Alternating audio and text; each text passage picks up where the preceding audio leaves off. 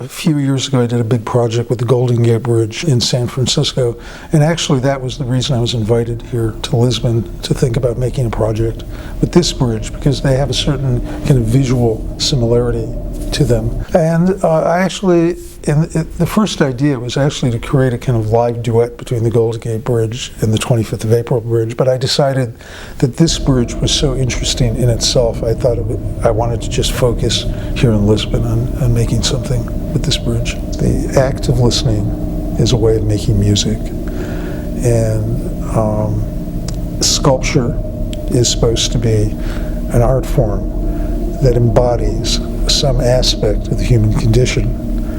And the sound sculptures that I make embody the act of listening, and they're listening. All the sounds coming from the bridge are coming here live. So I've created this network of listening instruments on a bridge that are transmitted to the museum. So it's an artwork that's listening and looking, and I want to stimulate listening and looking in my audience. I think like the images here in maat they're images of the bridge nobody could see because nobody's allowed to walk on the bridge. You can't access any of these places. So I hope it stimulates some imagination in a viewer.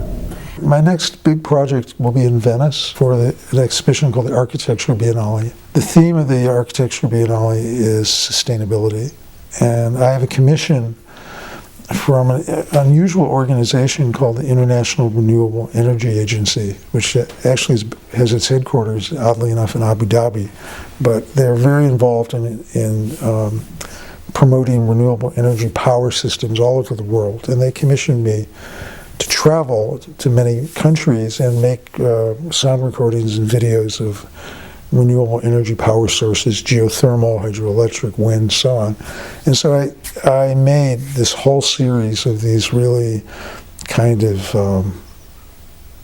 I really experimented a lot and really kind of pushed my limits as an artist in the way I was filming them. And they're very contemporary looking media art pieces.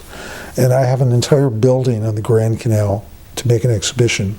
It belongs to a university called Ca' Foscari, I think. It's on the Grand Canal near the Peggy Guggenheim Museum. But this entire building, Palazzo, is mine to kind of put all of these images moving around in all these galleries, and sound will be what connects everything in there.